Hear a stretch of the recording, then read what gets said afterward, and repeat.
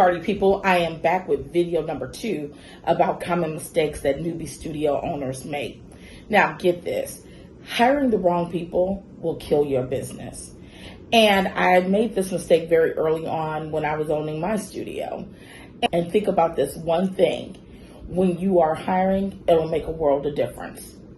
Never hire the best pole dancer to be your first staff members. Okay, stay with me. So here's what I know to be true. I was never an amazing pole dancer. That was never my ministry. Okay. However, what I have been is an amazing salesperson my entire career. And one thing that I know is that the reason I was so good at selling was because I was extremely competitive. I was extremely inner focused.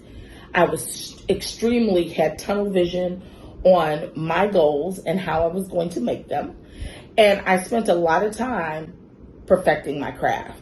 And it made me an amazing salesperson. So rewind to fast forward. So I'm an amazing salesperson. I was at a job. I was selling textbooks. And I had reached about 80% capacity. Saturation, I should say, not capacity. I'm thinking like a studio owner. But 80% saturation in my market. And they were looking for ways to give me more money. How could I make more money? They knew that I was motivated by money, okay? So they were like, if we don't get her more money, she gonna quit, and we need her, right? So the way they thought they would do it is by promoting me. And that was the worst thing they could have ever done. So what does this mean? I could not lead other people. I was not really interested in my team. I saw my team as a liability. I'm like, because now my money depends on you doing your work and I don't like it, okay? I went from my work depended upon me to now I needed to lead and encourage others so that I could make my income. And it failed. It flopped hard. So what does this have to do with you owning the studio and hiring people? When you hire the best pole dancer, I want you to think about, just like me, how I became a top salesperson is probably how they became a top pole dancer, meaning that they're very focused on their own practice, meaning that they are very focused on their own development.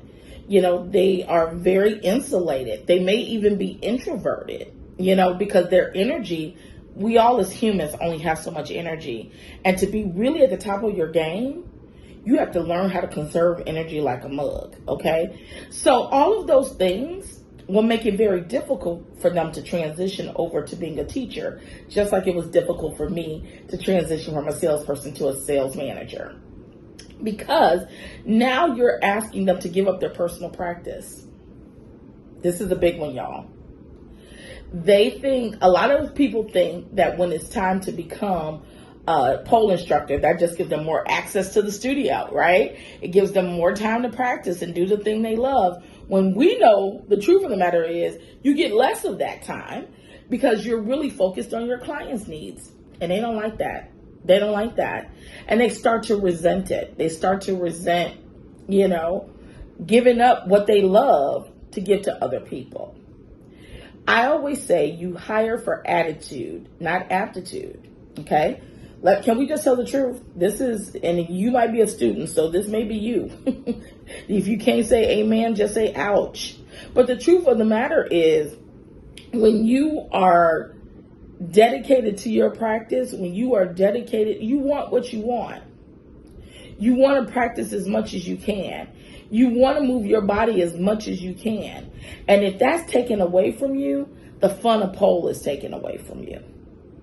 And so when you hire people like this, they think teaching is just going to give them more access to do the thing that they love. And that's not true.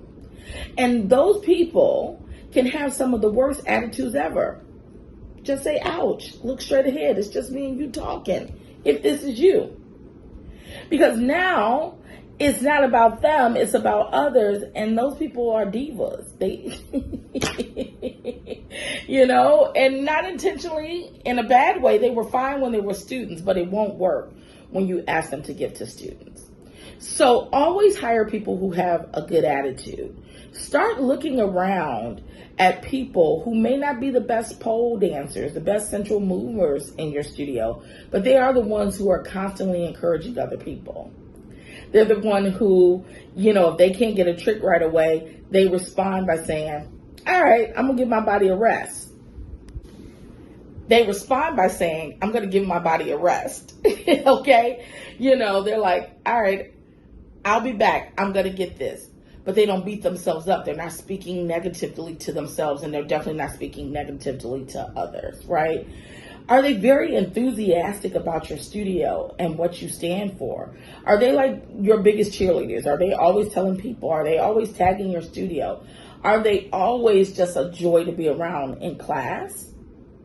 They may not have the best Aisha in the class, but their energy is what's going to make them a good teacher. That's my tip for you today.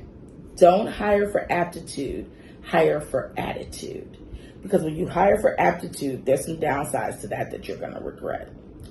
Always hire people who line up with your values. Always hire people who think well of you as a leader.